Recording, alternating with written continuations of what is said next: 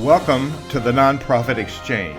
Stories by leaders for leaders to help you to raise the bar on your own performance and to release the potential inside of you. Now, here's today's episode. Greetings, everyone. It's Hugh Ballou, founder and president of Center Vision Leadership Foundation, where we help leaders clarify their vision and then build synergy around that. What are we called to do? What are we called to be? And then how do we empower people within our sphere of influence to follow a pathway for the common good? And so for 7 years, we've been talking to amazing people. And today it's not like any we've ever had before. And so my guest is author of many books. And the one that got my attention is called Radical Loving, One God, One World, One People. So Rabbi Wayne Dosick, tell us a little about who you are and why did you write this book?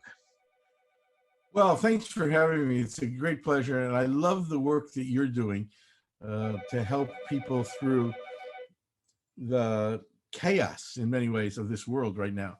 I grew up in Chicago. My original career plan was to be governor of Illinois, senator from Illinois, and president of the United States. And sometimes I regret not having taken that path. But I was a child of the 60s. And so I spent a great deal of my time in pro-civil rights work and anti-war work. And I thought that going to politics might be a way that I could help that the fulfillment of those goals. And then on the day that Bobby Kennedy was killed, I went to the dean of the rabbinical school and said, activate my application. I know I can't do it from the streets anymore. I'll have to do it through the establishment.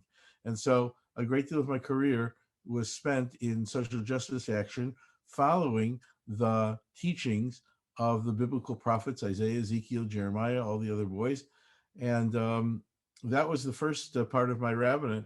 I will, this year in June, finish 49 years as an ordained rabbi, plus all the preparations before that. So I've been in this for 55 or more years.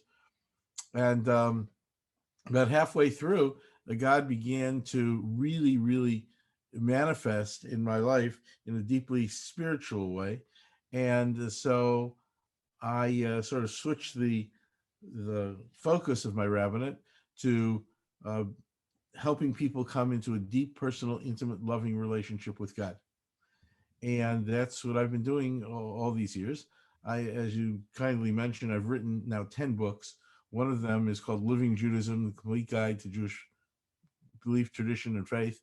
And that's sort of a basic 101 introduction to Judaism. And 25 years after that book was published, it's still being used in synagogues and churches and universities all around the country and all around the world, actually. So I write what compels me in what is going on in the world at a given moment. So I've written about parents and children, and about business ethics, and about good and evil.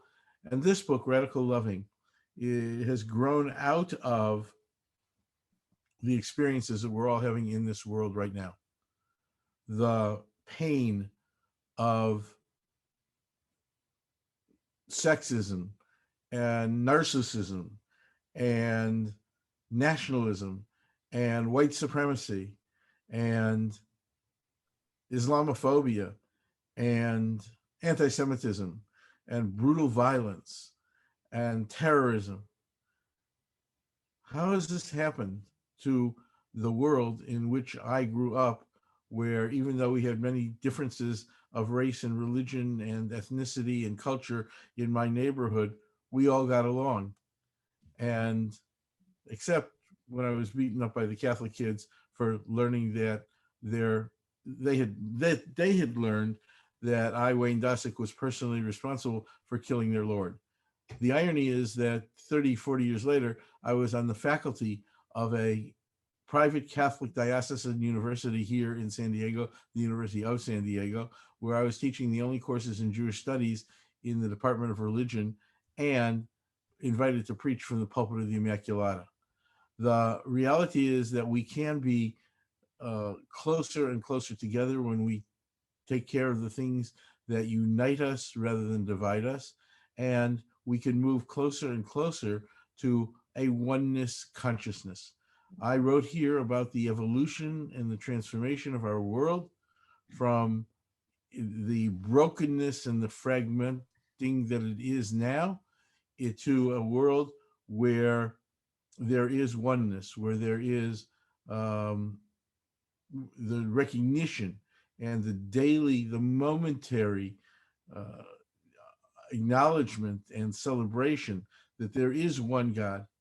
And when we look into the mirror, we see the face of God.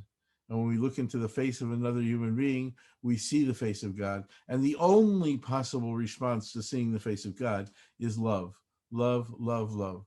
And so the goal here is to encourage people to move away from the things that keep them from each other and to move into a world of oneness, one God, one world, one people. That's so profound.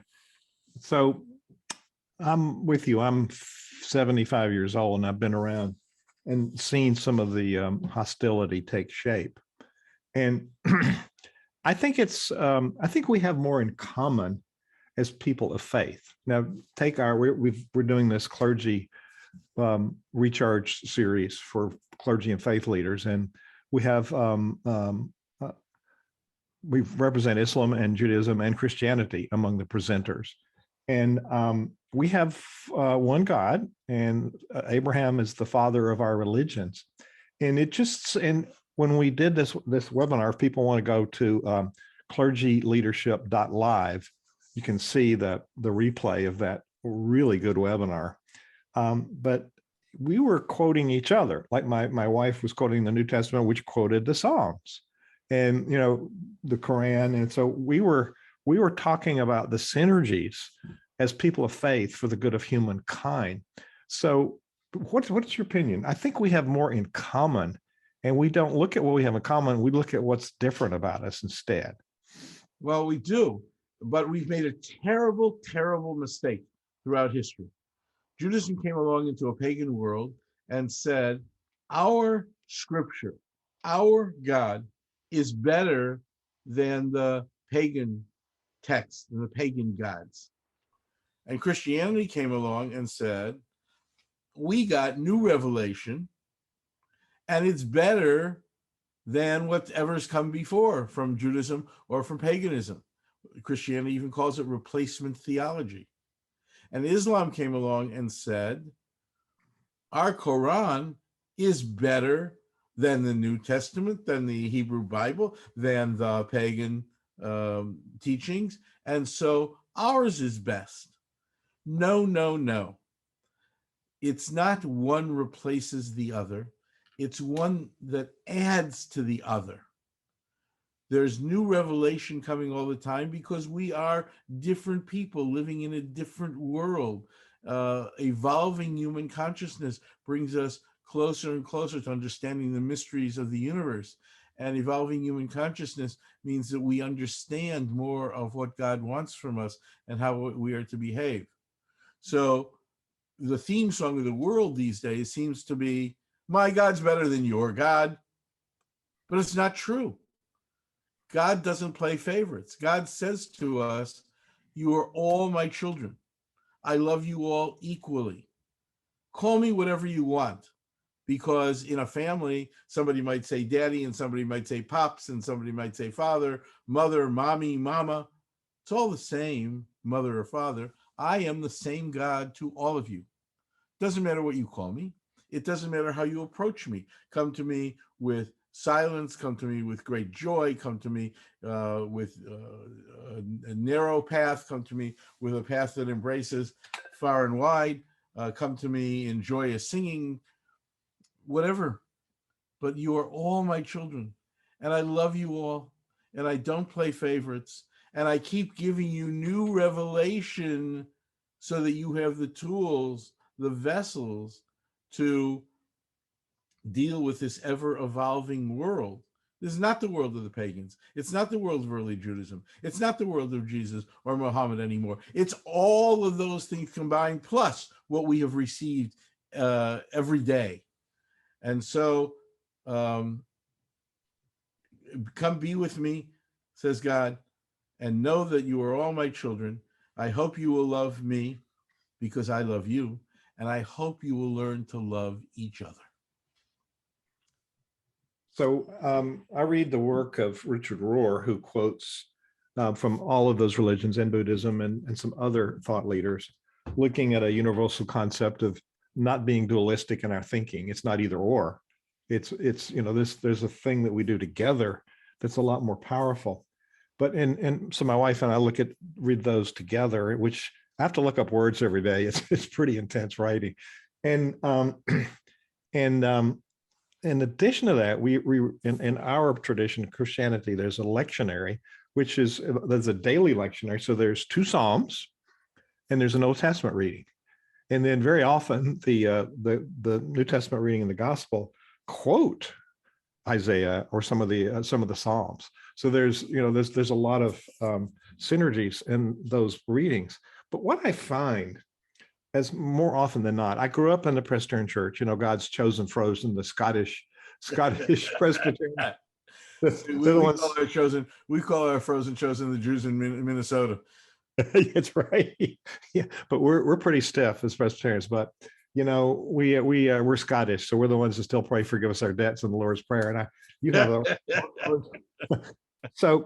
but I've seen a shift over the years of serving the church for 40 years as a music director.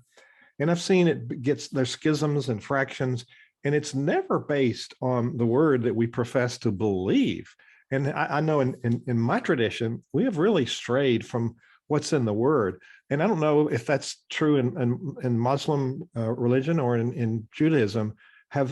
My sense is that Jews have been more faithful to tradition and anchored in scripture than we have. What is your take on it? We're ever evolving. I'll say that again, that we can't be frozen.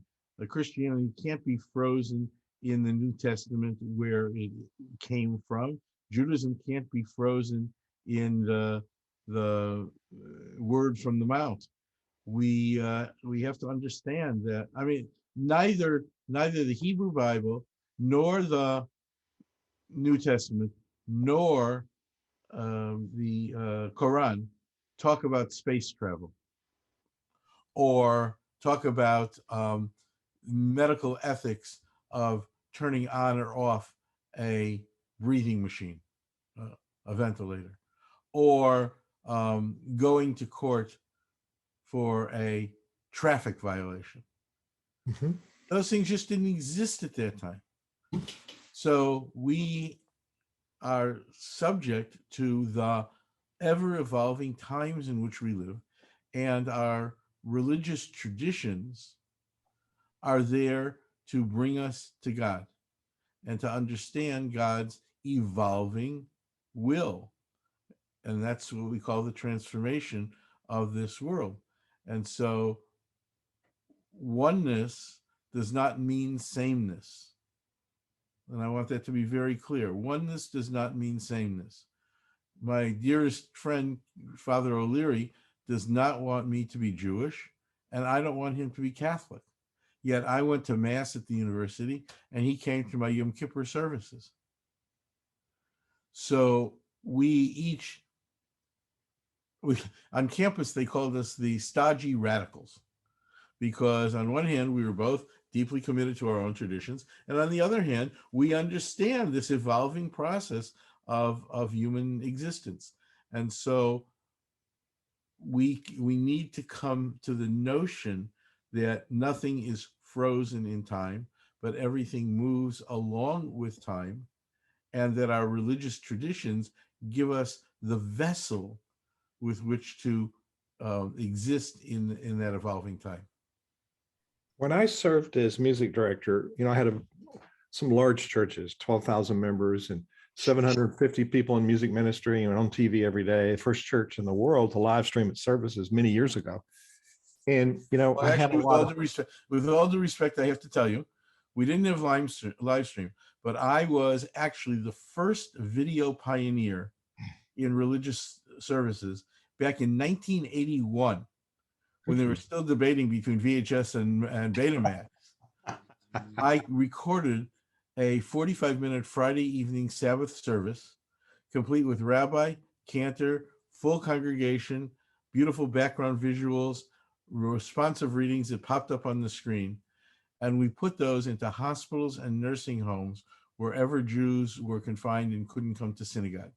And those were the days where even the hospitals had to schlep a VHS machine from room to room and plug it into the television. So I was there at the very, very beginning of video religious ministry. And we have an opportunity now. There's no more such thing as snow days for church or synagogue or schools, because we're already trained people. They can go online. Right. And people that get snowed in Minnesota, when you talk about Minnesota, especially my generation, a lot of us don't want to go out if there's a lot of snow. But now we have full access. So what you just described, you were the front end of a movement to make these experiences available to more people. And I think we take that for granted now. We have a lot more easy access to engage people in meaningful dialogue and learning and worshiping together. What do you think? Which means that we are on the brink of an entire revolution in religious life. Because it used to be, I mean, just for the example you're using, if you wanted to come to my Friday night service, let's say, that I and my cantor are conducting, you had to come, you had to show up. Now you don't, you just turn us on Zoom. But at the same time, you can go to any one of a dozen, 20, 50 services all around the country. And if you like a rabbi or a cantor better than you like me, you go there. So it's going to change the entire model, the membership model, the financial model, the community model, because a great deal, there's a great story. I think it was from your neck of the woods, the old Harry Golden from South Carolina, the comedian. And his father went to synagogue all the time. And he said, "Dad, Pa, why do you go? You don't believe in God." He says, "My friend Goldstein." He says, "Yeah." He says, "Goldstein goes to synagogue to talk to God. I go to synagogue to talk to Goldstein." So what we're missing is the community. Yes. Worship can be now held in many, many different forms. We're missing the community where at the fellowship after the service, we eat brownies and cookies, and we hug each other and we say hello to each other and we catch up on each other's lives, and we get deeply involved if someone is ill or someone needs help. So I'm not enough of a prophet to be able to talk about what it's going to be, but I know that we are standing at the precipice of an entire revolution in religious life. Well, and in all of our religious life, the famous 7 last words of the church, we've never done it that way before. So this radical stuff you're talking about. So you inspire transformation is what I'm putting my head around. Transformation, it helps with opening our minds to possibilities, but focusing on. So talk about your inspiration a little more about writing the book, and why should people have this book? Well, the initial inspiration was on Thanksgiving Day of 2016. I'd always wanted to go to the Macy's Thanksgiving Day parade, but I was never living close enough. So this one time I said to Ellen, my wife, "Let's go. Get on a plane. I want to go see the Macy's Thanksgiving Day parade once in my life and see it live." So we went, and it's Thanksgiving, so we wanted a Thanksgiving dinner. So we went to a kosher deli that had this Thanksgiving menu, and we ordered from our waiter, whose name tag said Mohammed. And after we ordered, he came back because there weren't too many people in the restaurant this time of day. And he came back and he sat down in a chair, pulled up a chair and sat down in a chair and said how afraid he was. This was immediately following the 2016 election when Donald Trump was elected president of the United States. And he said, "I don't get it. Why does he want to keep us out of the country? my wife, my children, my parents, my brothers, my sisters, we came here, we're making a living, we're trying to make a good life for our children. We want to live in freedom just like you do. Why doesn't he like us? Why doesn't he want us? And I don't know if some authors will tell you this or not, but as he was speaking, I began getting a download of information from the heavens. And I took the back of the Thanksgiving Day menu and I started making notes. And I was running out of paper. So Muhammad brought me more Thanksgiving Day menus that I wrote. And that was the beginning. And then we have this country that we all love. And all of a sudden, the rhetoric became harsh and divisive and diffusive. And while we used to get along so well, we were now becoming enemies with each other because the rhetoric that was coming out of the top leadership of this country, which was always a language of e pluribus unum, out of many will come one.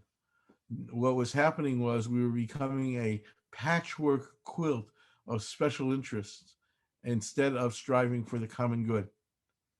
And the anti-Semitism, which was underground, bubbled up. And near where you live, Charlottesville, and so many other places, killing in Pittsburgh in the synagogues, killing in Norway, and anti-Muslim rhetoric. And so I said, it can't go on like this. It can't go on like this. And it's going on because we are being pulled apart instead of being brought together. And so that was the genesis for the writing of the book, and talking about how we are one and how we need to strive for the common good and how we need to strive for the highest good, the best for everyone, because we are one people. And then in the midst of all, it was aspirational. It was an aspirational book. This is how I think our lives should be as we move forward. And then came Corona.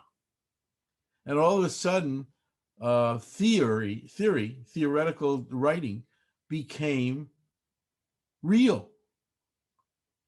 For example, I think businesses should remain open because my pizza parlor or my dry cleaners or my nail salon is the only way I make any money to feed my children. Or businesses must remain open because I have to go to the nightclub to dance and drink and then to the beach to get a suntan. Individual rights, individual freedoms versus the common good, the highest good. And that went on with the issue of keeping schools open and getting vaccines, and all the things that we've been talking about theoretically now became real life decisions. And the value that we live teach us or manifest in how we behave. And in so many ways, I didn't like the values that we were living at that time. And so I wrote an afterword to the book about the reality of how we are being right now. Love it. Love it. So the who needs to read this book? With all due respect and all due humility, everybody, including the President of the United States, including the Pope. I would have said including Bishop Tutu, but sadly he has left this world in the last couple of weeks. The Mother Teresa's of the world, and the people who are demanding their own individual freedoms and rights without thinking about the highest good. You know, we do control ourselves even though we have freedoms and rights. I have the freedom and right to drive through any red light, but I don't do it for the common good, because I don't want to kill myself or anybody else. The Supreme Court tells us I have the right to yell fire in a crowded theater, but I don't do it because I don't want to hurt myself or others. So it is the balance. It is a delicate balance, and yet it is an intensely needed balance to balance the common good versus what people are demanding for their individual rights. Yes, yes. And it's, it's very scattered and very diverse. And I don't know in 75 years if I've ever seen such a toxic world. So I want to call out a couple of chapters and you tell me what's behind it. First, the word. Well, the word came from God. The word came from God and said, here, since I created you, I'm going to give you a set of rules to live by. And when you live by those rules, you will make love and compassion and decency and dignity and justice and righteousness your compelling behavior. And when you do that, I assure you, says God, that your life will be much better. There will be much greater psychic rewards than if you fight with each other and try to kill each other. Don't fight over a little piece of land. Yeah. Don't fight over a little more wealth to your treasury, because all it will get you is pain and suffering and the finest of your young people in the cemeteries of your lands. You've spoken very profoundly. I look out my front window in my house and there are cannons. The Battle of Lynchburg and the Civil War was fought right here. People died on my property because they couldn't talk to each other. Right. And so God says, I made you. I understand you. And I'm telling you, this is what's best for you to get along with each other and to achieve the most for your communal life and your personal life. So here's a couple of others. I'm doing a teaser so people will go, I need to look at that book. So there's 2 chapters back to back, entering the world of spirit and being in the world of spirit. Yeah, it is the Catholic priest Pierre Gilligard, who said, we are not human beings having a spiritual experience. We are spiritual beings having a human experience. And that is that there is more to see in this world than we can see at any given moment. So, for example, if I blow a whistle that's called a dog whistle, my dog can hear it, but I can't. Does it mean it doesn't exist? Of course it exists, because my dog just heard it. In the old days when we had little transistor radios that couldn't get FM signals, only got the AM signals, does that mean that the FM signals don't exist? Of course not. We just don't have the power in that little radio to receive them. If I open my camera lens this big, does it mean that all the other things around don't exist? Of course not. If I had a bigger camera lens, we would see them. There's more than we can see and experience and feel at any given moment. That's in the world of the spirit. That's where God lives, and that's where we have come from, and that's where we'll eventually return. So is it better to live without that world of spirit here? No, of course not. We strive to go further and further in our understanding of the mysteries of the universe and everything that exists out there. We put it this way. We read the white spaces between the black letters. Oh, we read the white spaces between the black letters. Some people call it deja vu. Some people call it ESP. We call it soul memory. Your soul remembers everything that's ever happened to it in this life or any previous lifetime. So it is entering God's world. And the more and more we come into God's world, the more and more we come into the world of the spirit, it means the more and more we understand, and the more and more we want to follow God's set of rules for us, and the more and more we'll get along, and the more and more our world will be so much better. One step at a time to those who are anxious and fragmented. So down toward the end, almost the end, the Spirit is upon us. So you tie it up, and then and we all say is the last one. So how do you tie this up? We don't tie it up. We just keep working toward it. When we tie it up, it will be the world of the Messiah.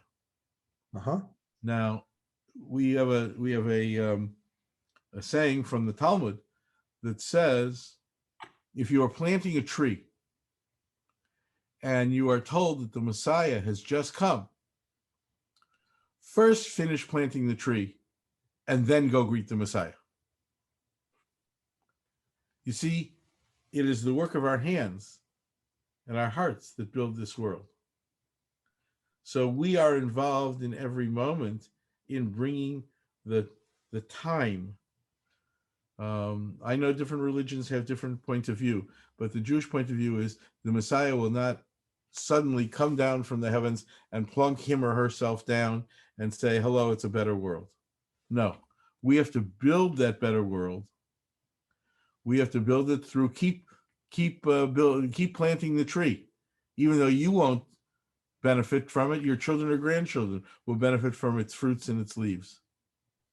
So work to build a better world through the work of your hands and your hearts, and that will create the atmosphere where the world will come into that moment of perfection that we call the coming of the Messiah.